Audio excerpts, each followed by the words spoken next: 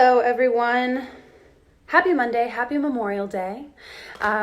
We usually do a segment on the Lully app Instagram every Monday that's called Mental Health Monday, and we have an hour-long conversation with our mental health mentor named Dr. Claudia on some topic as it pertains to mental health, emotional health. And we did it last week on this page. A lot of you guys got a lot out of it. It was on codependency. Boundaries. And today we're going to be doing it on personal development, which is one of my favorite things to do, favorite things to talk about, as I'm sure you guys gathered by my content. So we're just waiting for Dr. Claudia to join us, but welcome everyone. What's up? Happy Memorial Day. Happy Monday. Welcome. What's up? Hey Myra, hey Asia. You guys like my cactus? I need a name for my cactus if anyone wants to give some suggestions. Okay. Grace, do you mind texting Claudia and letting her know we are on right now, if she could just request?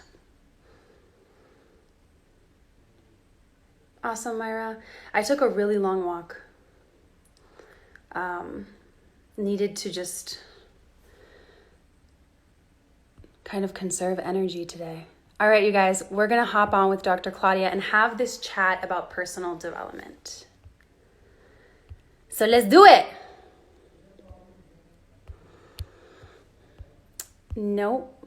Claudia, it's telling us that you are unable to join. Girl.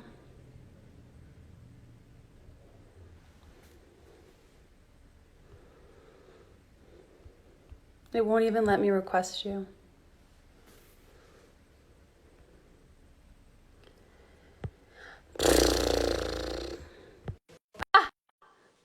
Yes, okay, we're gonna get it. We got it. Call the cactus George. Not bad. Oh my gosh.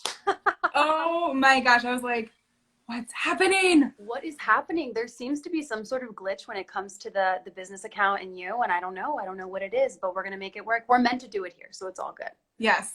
Last week it worked out, so might as well bring it back. Absolutely. How you doing? I'm doing good, girl. How was your Monday? Monday was active. it was a very active Monday, actually working on the Lully content for the app. Amazing. I'm so excited. So excited to share it. And you filmed Boundaries today, right? I did. I went into Boundaries, deconstructed for everyone. So I'm so excited that people are going to be able to really learn what boundaries are for them, because it's such a personalized experience. Mm-hmm.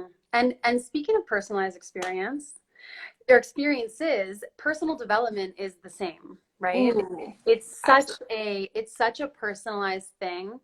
And it's one of my favorite things to talk about. I've said 4 times already since I've been live. One of my favorite things to do, but it's kind of like this abstract thing, like personal development, right? But I think that when you are someone who has a core life philosophy of personal growth, mm-hmm. or never being stagnant, right? Not wanting to be complacent, not wanting to get stuck.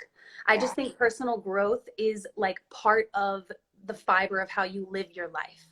Absolutely. Right? You're always exploring something, digging on something, working on something, learning something, trying to break down barriers, trying to learn patterns, right? It's a way of life. I would say even for the ones that really aren't invested in that growth and, being ambitious in that way, they're still doing personal development, even if they don't know it. Interesting. Yes. So we'll talk about that. One thing I always like to say on these videos, even though I'm a licensed mental health counselor, this is not therapy, right? So anything that I say on this live is considered just advice for you to get curious about, for you to explore, and just see if it resonates with you. So all the content that we get on here, just something for you just to be inquisitive about. Yes, something for you to upregulate with, right? Because so many times we're the circles that we're in, or just like people in general, we like to talk about other people, right? We like to talk about problems, but in these types of conversations, you're upregulating, you're learning something new, you're stretching your mind, you're getting positive input, right? Which is something for you to feed off of. And I don't know, I just feel like it's fuel for you to expand on, right? Absolutely. Yeah. And a lot of people may always say, well, I'm too busy or I'm too worried about X, Y, and Z. But it's really important that people don't dismiss their personal development or don't dismiss looking at how they're reacting and how they're thinking, how they're behaving, because it's in being there for other people or doing their things that if you don't check in with yourself, then you're most likely coming from a very depleted place. Okay, so I want to kind of back up and Sure. just tell them about how we even chose this topic for today. Oh my gosh. Because we're going All the to just rip reasons. the transparency Band-Aid off. Yes. Yes. No, but I think it's important for people in these types of positions to be really transparent about the journey, and because it is a journey, right? Like it's not, I think one of the main breakthroughs that I had when it came to personal development, which is just working on your person, right? Like it's just working on yourself in some capacity, whether that's your skills, your talents, learning something new, working on awareness, learning your patterns, right? Taking up new hobbies. Like these are all personal, working on your career. This is all personal development. Yes. But one of the main hurdles that I kind of came into or hit, that I face planted into like a brick wall was like this. My goal in personally developing was perfectionism. Was like, I need to get there. I need to get there. I need to get there. Right. And I see it a lot in the jump program. I see it a lot in the community where people start on this journey. They become really aware. They start to become aware of like their patterns, their past, their triggers. And then it's like they want to like cleanse themselves. They want to like become perfect, right? And then the process of personally developing kind of just becomes like almost like it can become a toxic thing, I think, or the relationship with it can become toxic, instead of just looking at personal development as this is a journey and I am just constantly working on my person. And just like, they say in like business development or in any going for anything in life, like failure is a part of it. You're never going to be perfect. Like you're never going to be fully cleansed, enlightened, conscious, whatever the term is, the goal that you're going for in personal development. And so when I switched from perfectionism to I just want to become more aware and accepting, right? Like I want to become more aware of my patterns and then constantly accepting of the things that aren't perfect, right? It really changed my relationship to just this process of personal development in general. Yeah, and a love for it, right? Because if you're on this track where you're saying, okay, I've got to like nail personal development, then you're already doing it wrong, right? If you're going in and saying like, I've got to be the best at personal development, or I have to really know myself, I have to be every day the best version of myself, then your perspective on growing is not from an authentic place. Because in the authentic journey, we say in any kind of journey, stumbles and relapses and the loop backs are all intentional, because that's where you really get to know yourself. It's in the messes, it's in the mud, it's in the trenches. So if we're always just trying to skip and dodge and not allow ourselves to get dirty, then we're missing out on like the depth of things, our substance. You're speaking to my soul so deeply right now, and this is something that I actually touched on Friday's live on Lully after the feminine flow. We just went over like this concept of we celebrate the highs and we want to always feel good, right? And the highs do feel good. But what if we can train ourselves to develop a perspective of life is a continuum, right? It's fluid. It's one thing flows into the other. What if we can train ourselves to see the lows as part of the high. It's literally part of the high. What you learn in the low is the skill, perspective, strengths, and just the growth that you experience is what allows you to experience that high in the first place. So like, you know, we're dealing with a transparency, of course, like we're dealing a lot with the business, you know, but guys, we're dealing with a lot with the business right now. We're dealing with a lot with the business right now. We're dealing with a lot, okay? There's a lot fucking going on, but I love it. I'm loving it. I'm loving the growth through it. But I was just like on this walk and I'm like pensively trying to figure shit out. And I had this moment where I smiled and I was like, yo, I'm having fun, even though it's not like a celebratory high. I recognize this right now. I have grit. I'm in the fucking dirt. Like, as you say, I'm getting dirty. I'm rolling around. I'm learning new things. I'm expanding. And I know I trust and I have faith that this is setting me up for something amazing. And I just have to trust and believe that, right? And personal development is the process, the bravery and the perspective to go into those darker places of this, right? 100%. That's why for me personally, I've really challenged myself to get rid of the vocabulary of good days and bad days. Ooh, nice. Because it's within the bad days, and I now kind of reframe them to say like low energy days or just low days. Because it's in those low days that sometimes I learn the most. Because think about it, when we're on a high, we're most likely doing all the things. We're like out celebrating, we're having fun, we're talking a lot, we're exchanging, we're very active most likely on our high days. But when we're low, we're probably sitting on the couch, we're maybe in bed, we're maybe just very, you know, introverted. Yes, right? And so it's within that time that you learn so much about yourself, that you're actually like you're actually thinking a lot more on those low days than you probably are on those high days. Right. So it's necessary to have low days. It's important to have low days. Don't try to dodge and get rid of the low days, because that's actually what makes for the high days to be so special. Absolutely. And I just like randomly look down. I'm like trying not to read the comments because I'm trying to listen to what you're saying. But sure.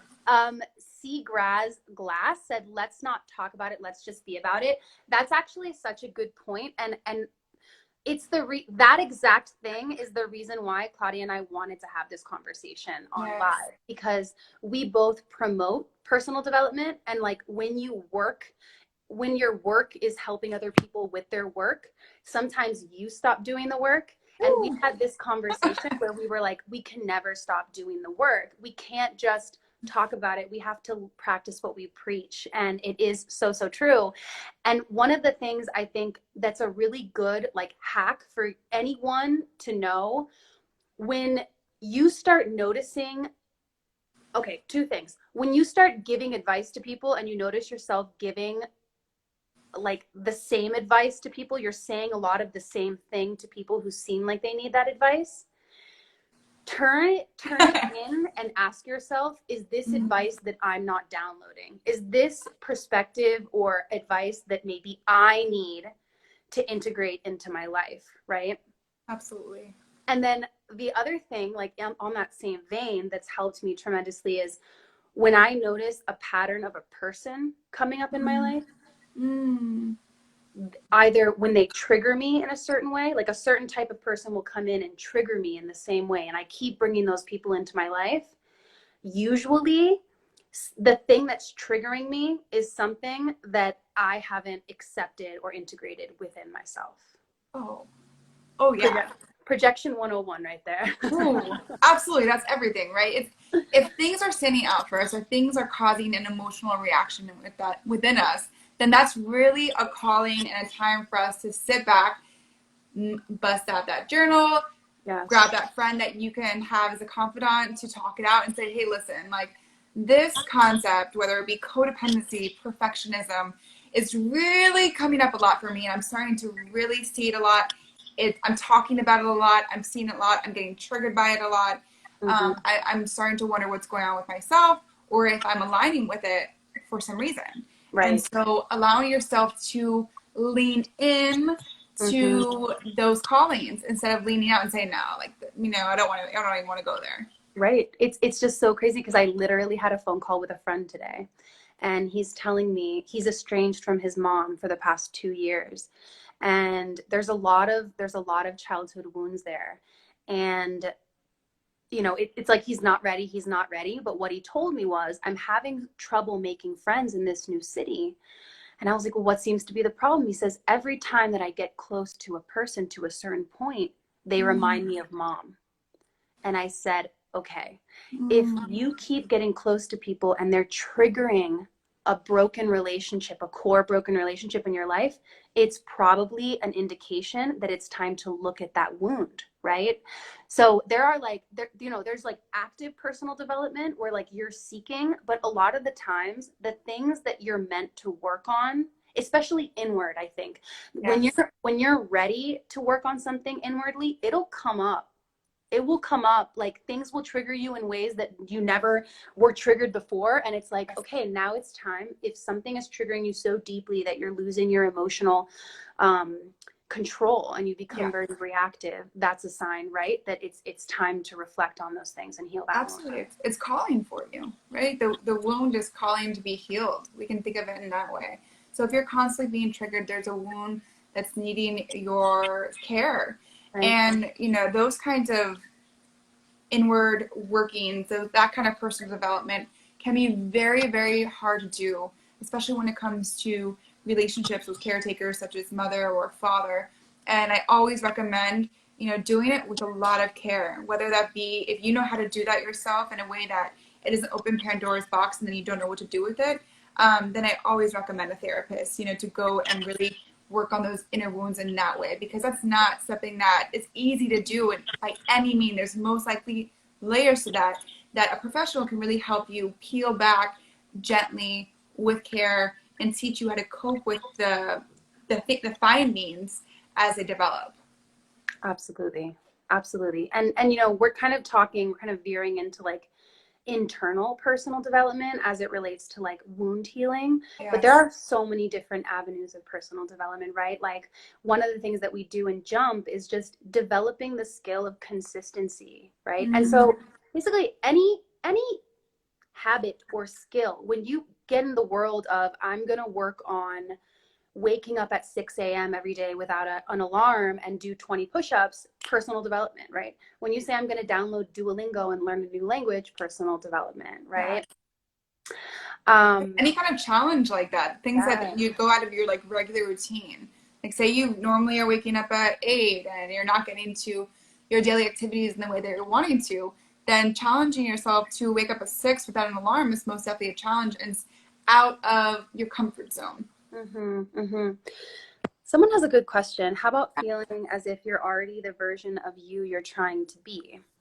That way you're being the person instead of waiting to become the person. I think that's definitely, it's interesting. I had a conversation with my friend the other day about this. It's like, it's so true, right? Like focusing on the person you want to be, or the actions that you want to have, instead of trying to become this like abstract version of yourself, or like fit a mask that you're creating out in the future. But I feel like if you have all of the skills and the, I guess, characteristics, if you're pleased with those things, it doesn't mean that you can't still grow in other areas, Yes. Well, I think, if anything, we all have our core self. We all have our core self, in essence. We are all born whole. And it's through various ways, whether it be parenting, whether it be social conditioning, whether it be social constructs and messages on who we should be, how we should act, what our beliefs should be, that if anything, a part of our whole self can get clouded or can get disconnected from. And it's in personal development that I think that you become back aligned with your whole self, with your core self. So you're absolutely right. We always are who we are. Just sometimes we can get so distracted by the external messages that we could lose part of ourselves. And a lot of that is not even our fault, right? Between the ages of 0 and 8, we are highly influenced by our core family unit. So during that time, we could be receiving their beliefs, Right. their desires for us, the way that they want us to grow up, the way that they want us to see the world. So during that time, we're hearing a lot of external messages. But once we break out and once we become an adult and once we start looking in, that's when we can get reconnected with who we are, who we were born to be, our purpose. Beautiful. Right? But absolutely, just like Nicole said, it's in also like growing and refining who we are and adding to, because we don't have to ever like say, well, we're done, we're complete. It's always the opportunity to grow. And I guess it comes down to like your philosophy of life, but I even think that even if you say, I'm the person that I want to be, when you are going for anything in your life, like say you want to go for a new job, or you want to get a promotion, if you're here and the promotion requires this of you, you need to personally develop in order to go for that. Maybe it's a fear that you have that's holding you back from even asking for a raise or going for the promotion. So doing any type of progression in life, in any area of your life, having a difficult conversation in relationships, developing a culture in your relationships is personal development, right? Because you have to come whole to a relationship, right? So if you're working on the relationship, you're also, as a byproduct, working on yourself. Absolutely. Absolutely. You may have a great hold on who you are. For example, I wanted to know from a very young age, from a teenager, that I wanted to become a therapist. I always felt like I knew that. And so that was a big part of me that I already like knew, right? But to become that, still with me being that, there's a huge amount of demand that I personally grow. So I may have a hold on who I am, but to continue to refine that, to continue to grow in that, is personal development and is within a challenge and progression, and adding to my skill set. So I think even if you say something of, I always knew that I wanted to become a lawyer. Well, there's so much skills to obtain in that. So that's your whole self knowing that, but adding to by developing more skills in that. There's a quote that always struck me, and it said, aim to become a millionaire, not for the money, but because of the person that you'll need to become, the person that you'll need to grow into in order to make the $1 million. Ooh, I like that. Very, very motivating. I like that a lot, right? And that says so much, right? What do you have to do? What do you have to grow to see? What skills do you have to obtain? How do you have to push yourself? How do you have to be gentle with yourself? Oh, yin yang, yes. Right? Yes. And so I love that. And just continuing to elevate yourself, I think. And just constantly like also checking in with motives, right? Like, do I want to become a doctor because I really want to become a doctor, or because society tells me that that's, someone that's worthy of XYZ, or my parents told me that's someone that's worthy of XYZ, of love, of acceptance, right? So personally developing also has to do with constantly checking in with values. And in order to know your values and live according to your values, you have to spend time alone. Yes. You have to spend time alone, listening to yourself, having uncomfortable conversations with yourself, right? Reflecting, blocking out time daily if possible. I think that was one of like the best things on my journey that I've ever done, is to take time every day to like come back to center. Absolutely. And that's so important, right? When you're even saying like, why, right? Why do you want to become XYZ? For example, if it's a doctor, then you really got to ask yourself, if you're in this like doctor program and every single day it's just painful for you and you're not enjoying the journey and you're just really uncomfortable with how you're feeling in the doctor program, then you really got to ask yourself your why. Why are you doing this? When did that come into your mind? How did it come into your mind? And when did you start realizing it? You may start to stumble upon answers of, well, having doctor behind, in front of your name is what will make me, is what will give me validation. Or, well, my parents always told me that in order to be successful, I would need to become a doctor. And so those values are not yours. Mm-hmm. Those values are somebody else's that were given to you. And so you have the ability to dismiss them and say, you know what, those are yours. That's what your definition of success was. That was your definition of what, you know, makes you valuable to society. But if you're constantly feeling disconnected while you're doing something, then it's most likely aligned with who you are and your core purpose. And that's a really hard reality, right? Because I think that a lot of people, you know, whether it be going to law school or a doctor program, it is excruciating. And I really, having gone through one, you really gotta love what you're doing. There's no other way to say it. Yes, homework's gonna suck sometimes. Paper's going to cause you to have a massive headache and just be exhausted. All of that is normal, but you have to love what you do at the end. And so you have to see the big picture. Your body will tell you if you're not aligned with your purpose. It's just important for you to not dismiss when it's telling you that.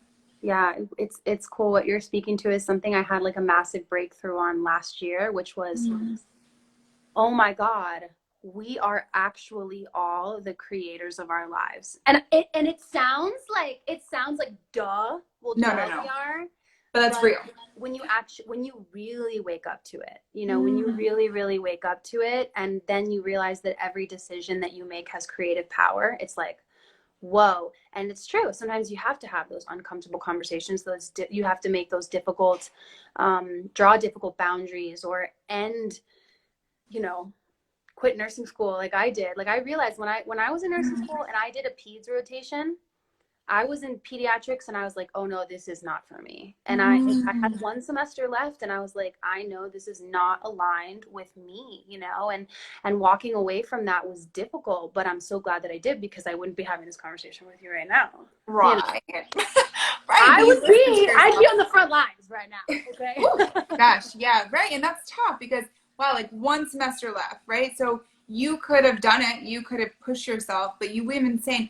And that's a part of the program, right? That's a part of the nursing program. That's a part of whatever schooling program, is that you're not there yet, right? You're not a nurse yet. You're not a doctor yet. So this is the training part for you to really see if it's for you. Right. Being in school actually doesn't mean that you have to do it.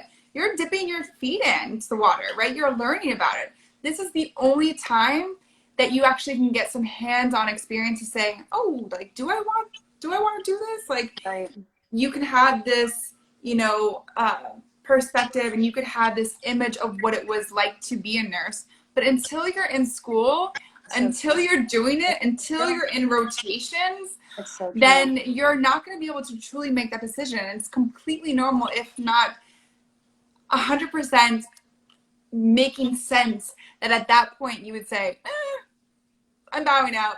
I'm done. I'm good. It's so true. And it just, I mean, it segues into a whole nother rabbit hole of like just the societal pressure that we all feel to have it figured out and to choose a major by 18, and not, I mean, just tying in personal development, like not giving young adults the opportunity to get to know themselves, their own values, their own desires, what they want for themselves, to go explore, meet as many types of people, experience as many types of cultures as possible before they go to school and decide what they want to do. You know, like that's a whole nother thing, but I really hope that continues to change. I think that it is, because less people are going to college right out of high school, and I think it's for the same reason. Like Shonda's chiming in, it's absolutely insane. It's absolutely insane. Like I remember at 18, I didn't even know, ironically, I was in school for psychology, but I didn't go to class, so there's that. So there was that. But I knew I enjoyed people and helping people. But like when you're that age and you don't have perspective of like what it takes to do those things, to really manifest those things, and then you have those things of like, what if?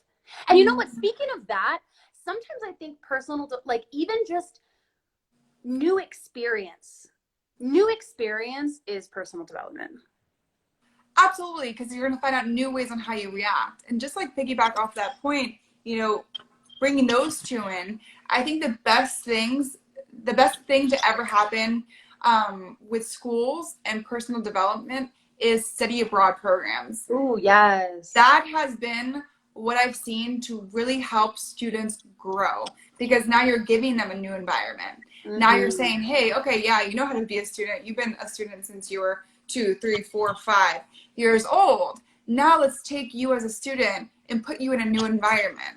And that's going to be the real teacher right there. That's going to be the way you really learn, not only about this material and all these concepts and get some grades and all that, but you're really going to learn about you. So symbiotically, not only are you adding to your skill set, but you're adding to your personal skill set as well. And you're just how you navigate through the world. Yo, when you're in a new place, you are so present because everything is new. Your senses are like saturated with newness, and so you're so in the moment, you know, and you're out of the automatic. And I just think it's such a powerful place to be. It's such a powerful place to be. Yes. I know you told me about Italy, like, and I've told you about Costa Rica and my trip to Italy, and just how those trips were like, I just remember, I look back on them and I'm like, I was just Nicole. I was just Nicole. It wasn't about Nicole, the business owner, Nicole, the influencer, Nicole, the whatever the fuck mask I'm trying to wear in the world. It was just simply, this is me being me, and how that nurturing of me and expression of me came back and filled the different roles I have to play in the world. Absolutely, because it's dang near impossible for you to wear a mask in a new environment because you haven't adapted yet. So when you push yourself into this new environment, whether it was you going to Costa Rica, me going to Italy, we don't have a mask for that setting yet. Exactly. Oh, bless.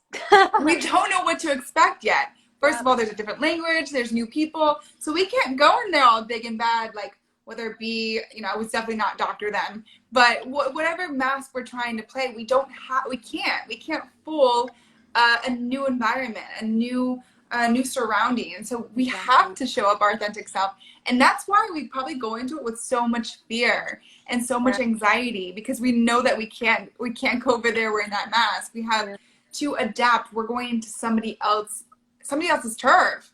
So we have to show up and be a little humble, right? And eat some humble pie when we go over there and say, okay, we're not the shit here. Like we don't know what we're doing here. This is not my people. I don't have support here. So let's just take a step back and be observers for once. Yes. And did I just lose my point? Yep. It literally just fell out of my head. Oh, it literally just fell out of my head. Okay, I'll come back. No, well, it's okay. New experience. A mind stretched by new experience can never go back to its old dimensions. That, to me, when I heard that quote, I was like, ooh. It's so true. And I think it's why travel is so important, and just new experiences in general, right? Like, and right now I know it's difficult to get those new experiences. Yeah. But I think that's probably, go ahead. Yeah, I guess for me, like, how I'm trying to infiltrate it is just conversations like these, putting myself out of my comfort zone. So like challenging myself in different ways in my work. And also, like, I go on walks and I just get lost, and then I need my GPS to come back, and I'll find new little creeks or little forests or whatever, and just trying to find newness to stimulate, right? And to get lost in, because that, and just totally connect to self, connect to nature, and not allow. And I actually love this point. We didn't prepare this point, but this point in personal development is almost like it's a passive process to personal development, whereas so much of what we talk about, what we have here to talk about, is active. Learn something new, dig on something, go to therapy, talk to a friend. But when you're connecting to nature, or you're traveling, you're like passively growing. Like it's just downloading into you. Yes, it's so powerful. Yes, absolutely. Just putting yourself in a new environment and being the observer. You don't even have to do any quote unquote work. You're not sitting down with your journal. You're not, knowingly digesting it in a way that you're, judging it, or the way that you're like trying to get it in. You're just observing. You're just being present. And being in new environments, again, demand that you stay present for safety, right? So, walking, going for walks and getting lost, demand that you be present because, well, you don't want to get hurt, right? You don't want to be in danger. And so putting yourself in a new environment is a beautiful thing because it demands that you stay present. Beautiful. So, so true. I want to cover a couple things. Number one is meditation. Yeah. You guys, meditation is one of the most powerful things that you can incorporate into your daily practice. And one of the most challenging. One of the most challenging, but listen, I think like anything, like any new habit to start, it's fucking like once you start connecting to the benefits, it can definitely become something that you look forward to. And I think one of the issues with meditation is that people expect that you're supposed to do it right, and that doing it right is astral projecting, or I don't know, reaching Buddha enlightenment on your second sit or whatever, right? Like meditation for me, and there's several different types, but meditation for me is a process of coming back to awareness, coming back to the part of me that is aware that I'm feeling something, that I'm thinking something, that I'm feeling, tactile. I can sense things like the exercise that we did 2 weeks ago for anxiety. It's like grounding, right? Yes. And when my mind is going, like if I wake up super anxious, because sometimes that happens. I know you guys know what I'm talking about. When you just wake up and like your mind's like you had a bad dream or whatever it was. Yes. to sit on the mat and to just come back to core, right? And to observe the thoughts and observe the patterns, because part of developing your person, yourself, is what are the patterns that I'm constantly going back to? What are the patterns that I'm constantly engaging in? Does it serve me? Is it toxic to me? Is it something that I can break, right? Absolutely. And for me, meditation really serves as a huge tool to emotionally regulate. Where I'm in a place of perhaps getting anxiety or frustration or irritability, when I see my moods start to shift to a place of discomfort, meditation helps me get back to my core self, get grounded. And it really, because meditation demands that you focus on your breath, right? So for me, focusing on my breath helps me emotionally regulate myself to a point where I am now managing my reactions. I'm observing and I'm mindful of how I'm saying things, on how I'm reacting, how I'm behaving. So it helps me stop and lets me get in between me and my reaction. Yes. Right? Yes. So meditation is a huge tool. And, I say challenging because for me, I 100% have that kind of mentality where sometimes the perfectionist in me can rear its head when it comes to meditation. And it's just, just kind of like how we started off with. It's right in this practice where you say, don't be judgmental, let your thoughts come in and out like the waves. And so I'm like, there's a thought, there's a thought. And I would just be so overwhelmed by it at first, but just letting myself say, okay, let it in and let it out. And that was so challenging for me to do at first because my mind was just racing. But you're absolutely right. The more that you practice it, the more that you work that muscle, then you're going to have personal development just in that, because you're going to feel a sense of accomplishment. Yes, exactly. And you learn to love it, just like we talked about, like learning to love the process, the lulls as well as the highs, like learning to come back and connect with yourself and realize like this too shall pass. Because I think that's one of the things that we a lot of the times get caught in, is when I'm feeling anxiety, when I'm feeling really sad or depressed, when my thoughts are really hamster wheelie or monkey mind, as people say, there's this kind of false belief that you're never going to get out of it. Oh yeah. Right? And then learning that in that time, for me at least, like learning in that time that I can meditate, close my eyes and just say like, okay, what's part of my experience right now? And reminding myself that it's part of a continuum of my experience literally gives me perspective of, okay, this is a space to explore. These are thoughts to notice. Yes. This is something to journal about, or write a poem about, or talk to a friend about, right? Or make a post about crying, know? Absolutely. Right. Well, it's in not demonizing it, right? If you demonize it, then you're going to get stuck in it. If you say, you're going to be adding to it. So if you say, okay, I have anxiety. Oh my gosh, it's so bad that I'm having anxiety. Then you're gonna, create so much more anxiety for yourself. Mm-hmm. Or whether it be, that feeling of sadness, if depression comes in and visits you, if you see it and you get so scared of it, and you're almost allowing it to take you over. It's if you kind of think of it, it's like swimming in the ocean and a wave comes. If you freak out and you panic, then you're most likely going to get taken under. Right. But if you allow yourself to breathe and just find your way to the top and know that you're going to get to the top and know that you can ride the wave, Yeah. then you will, then that really uncomfortable emotion will leave you, will dissipate. And so just knowing that it's just a wave of emotion, knowing that it's depression coming in or depression coming out, anxiety coming in, anxiety coming out, and knowing that you can get past it and that it will leave you. Like you can swim. Absolutely. You can swim, you can float, you can tread water. Yes. You don't need to flail around and be taken by it. I really appreciate that analogy. Yeah, don't fight it. Don't fight it. Just let it teach you.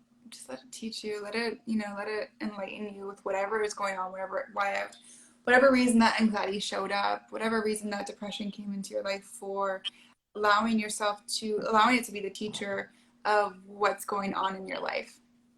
Myra says just keep swimming, and I am so Yes. Ooh. Oh, and Shonda says the best thing I've learned from you too is to not demonize things. I love that.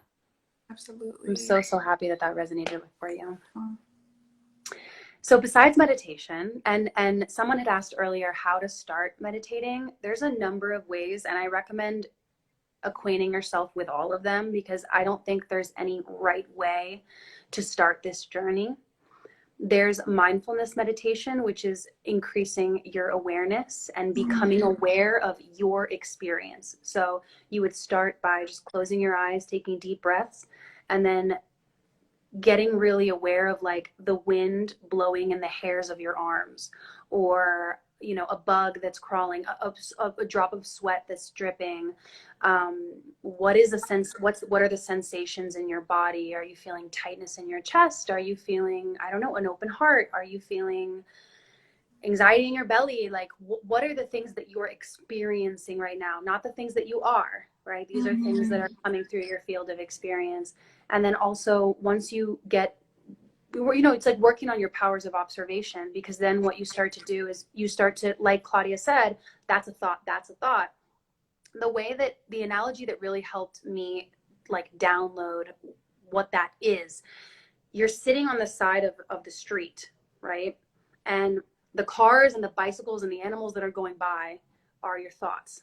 And you can't, a lot of the times we think a random thought, which is our neurons just fucking firing, and we get in the car and we drive away with the thought instead of just observing the thought and staying on the side of the road and always coming back to the side of the road. I really like that. That's super helpful, right? And just allowing them to pass by, not feeling like we have to invest in one. And it's a practice, and it's a process, and it's not perfect. Like there are times where meditation's super exhausting, and it is a practice, but like anything, you can't expect to be perfect right away, right? There's apps as well. There's the Calm app. There's Waking Up by Sam Harris. There's Headspace. There's several really Insight Timer is one. Okay.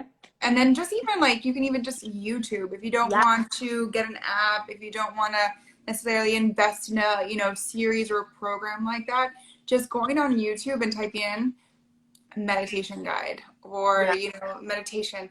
There's so much content out there. There's guided ones, there's ones that just allow you to go if you do have some experience in meditation.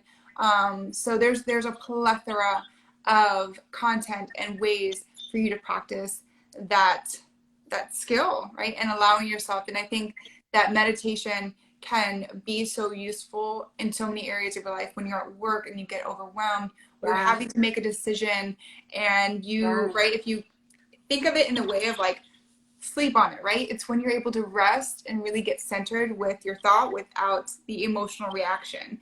So meditation can be a great practice of when you're having to be in this heightened state, that you can go back within, you can look within, and then you can come out, and you're most likely going to come out with some kind of inspiration, some kind of new information.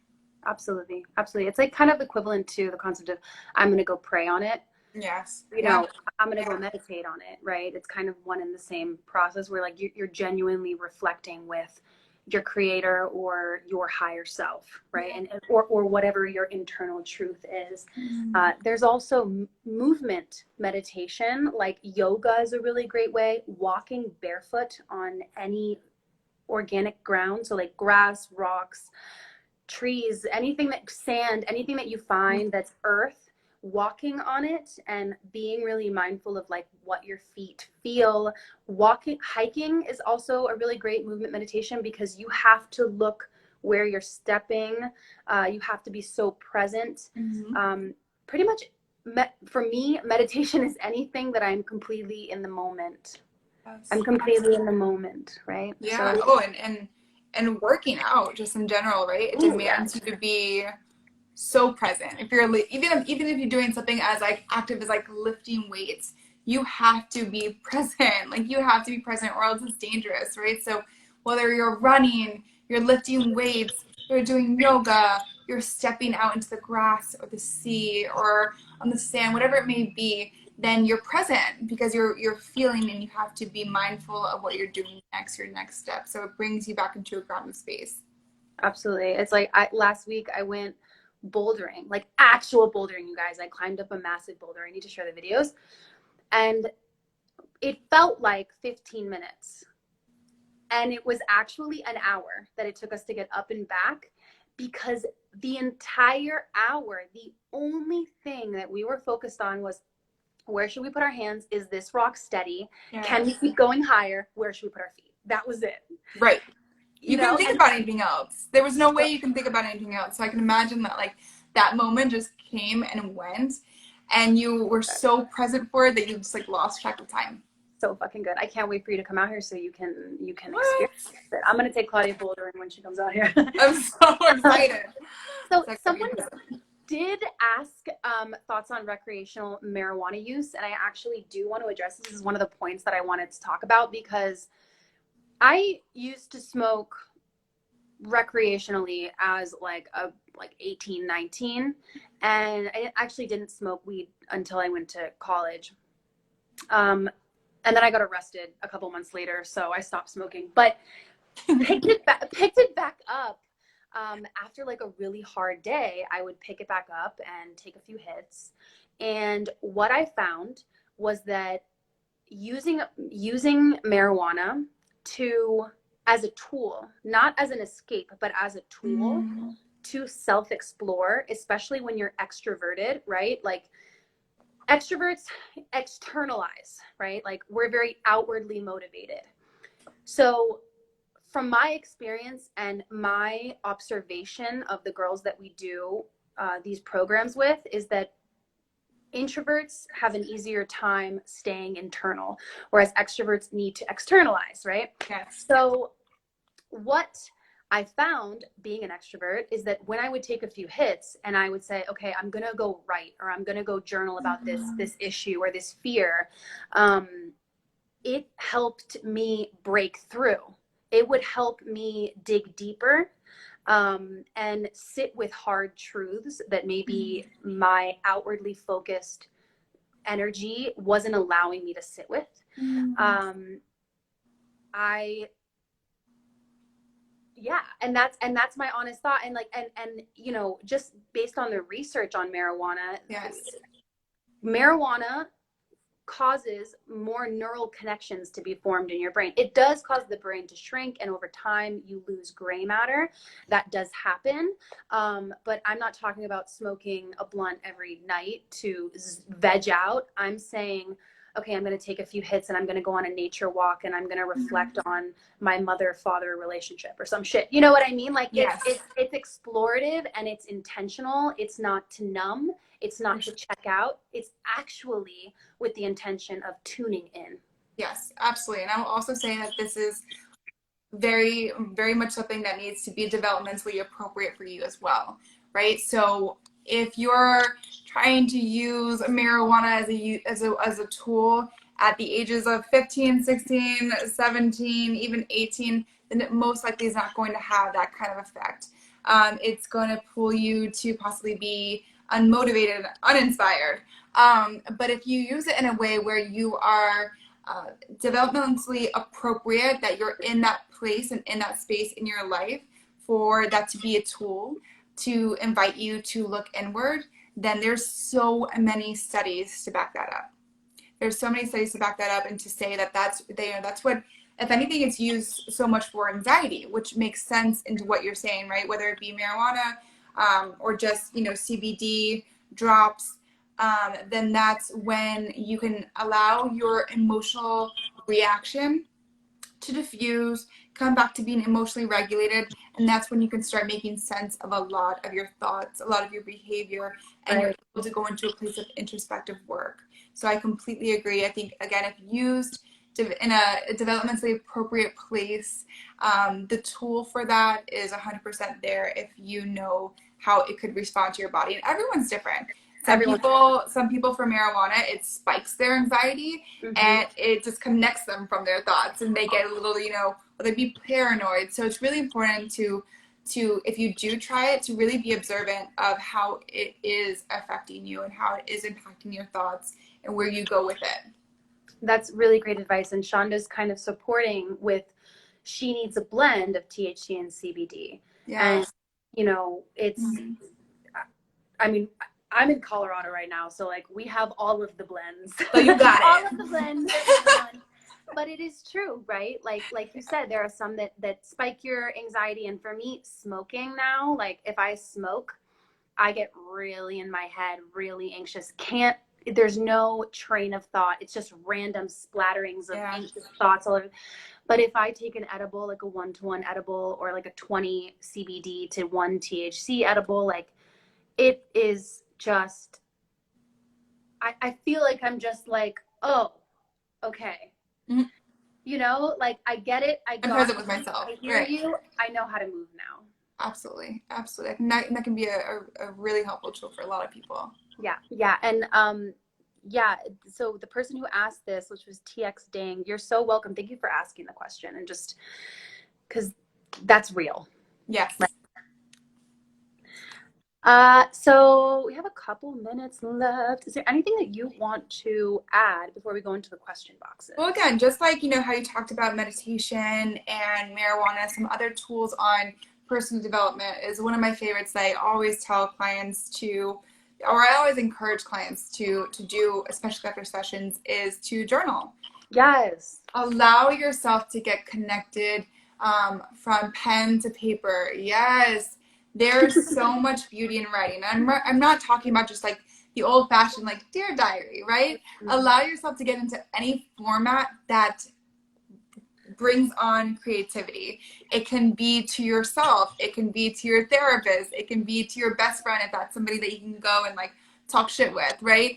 It can be anything that allows you to really unfold. So getting into the journal, sometimes I'll ask, I'll give one of my clients a journal prompt and they're like, well, I really don't know what I'm going to say, or I really don't know even what I'm going to talk about or what it's going to lead me to. And I'm like, just see. They come back with like 10 pages filled and they're like, I can't believe what came out.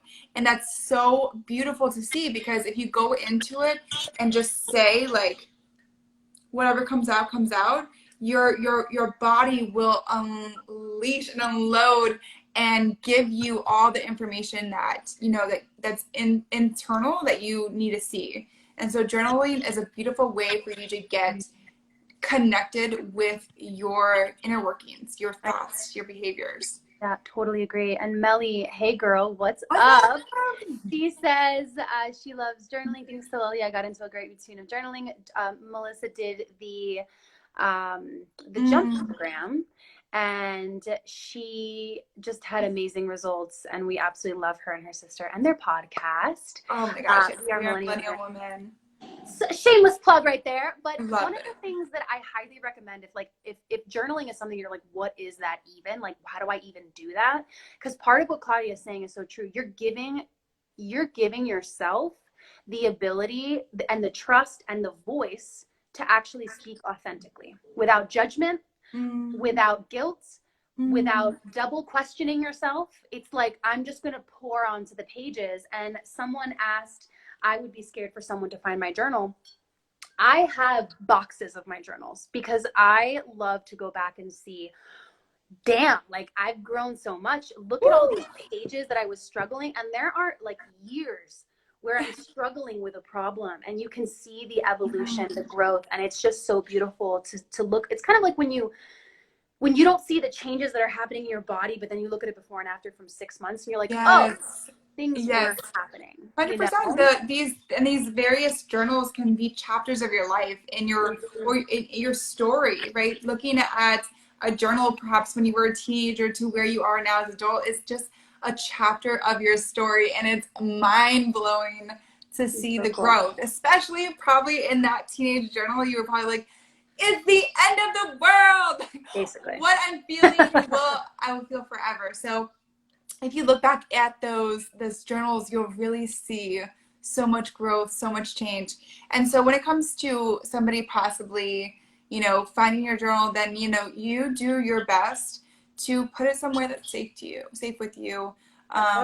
Or burn it after, like make it part of your ritual where it's like, this journal's done, this book chapter's closed. Take pictures of the pages that like you really want to maybe keep, or put them in your notes on your phone, like any because sometimes I'm like, I write bars in my journal and I'm like, yo, like what is this shit, dude? Get gems in that journal.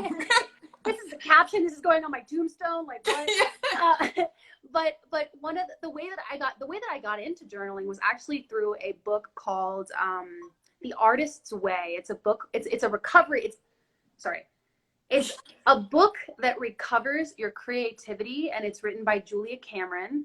And it's a 12-week course. And what you do is develop, like you dig on your inner child, and there's like spiritual healing to restore and I guess heal your creativity, which she says is your inner child. But the main practice of this course is morning pages. And what she says is roll out of bed and onto the pages. And someone said that they struggle. What did she say? It's hard for me to free write without overthinking. This is Buskandov. I probably butchered that, but it's fine. She says that you just write and you don't even reread them. You just basically from your subconscious, like blah, blah, blah. Good morning. It's sunny. I feel anxious this morning, but I'm excited that I'm picking up my dog from the groomer. Like you're saying nonsense. You're saying nonsense just Absolutely. To start to remove that barrier, because what that is, that overthinking, that's your inner critic that's always second guessing the creative flow. And the truth is that sometimes sometimes the flow is nonsense, and we just have to accept that as part of the process. Absolutely. It does not have to make sense. Your journal is not getting graded. Your journal is not getting turned in. So if you are somebody that's used to being a student, you always are trying to do work that like is like a high achievement. Exactly. And so that's what got in my way, is I'm so used to writing from a place of being graded or being judged for my work. And so what was hard for me before, and to get into journaling, freestyle writing was something that I really was disconnected from. So once I got out of the program, getting back into the journal was such a challenge for me, because I'm like, okay, period. Right? I was making sure my grammar was okay. And so I had to like let go of those standards. And so sometimes I wrote, fragments and sentences and, cutoffs and run-ons and bullet points and things that didn't make sense, but it made sense to me. And it allowed me to purge and get things out of my body and out of my head and onto paper, and helped me make a lot of sense of things, even though if somebody was reading it, which they shouldn't be, then they wouldn't be able to understand it. So Yep. No, it's so true. And one of the things that she says also is that no one should be reading your morning pages, and that in the beginning you shouldn't even be reading your morning pages, because the point is not to write gems. It's not to drop bars. It's simply to get in touch with that part of you that's not scared to just free write, right? Yes. Absolutely, Myra. You release the bullshit, 100%. You let go of so much that could be like just like taking your energy. I'm just writing what the book is called. Okay, perfect. Yeah, a lot of people are asking that. Yeah, the book is called The Artist's Way by Julia Cameron. Okay, so we actually need to wrap this, and I know that there were some questions. I'm going to take a screenshot of them so we can actually answer them maybe like in like a, I don't know, somehow. I was like waiting. I'm like, like not here, but maybe on the Lully page or something like. Sure, for sure. We can go back and like maybe write up some posts or do some videos for it. Exactly. But I just want to say thank you guys so much for being present. Thank you, Dr. Claudia, for giving your time, your knowledge, Absolutely. your expertise. Thank you for having me on for another Mental Health Monday. But of course, darling. And if you guys like this, if you guys got value out of this, we do this every Monday. We're going to continue doing this every single Monday. And we are developing joint content for the Lully app that is educational and also exploratory on different topics like anxiety, depression, the relationship you have with yourself, boundaries, and so much more to come. So you'll be able to access all of that come July. Yes. Hey. So excited. We're going to dive into it, y'all. Yes. So thank you guys so much. Thank you guys. Thank you so much for being present. Thank you for your questions, your comments, and your support. We will see ya next Monday. Bye, y'all.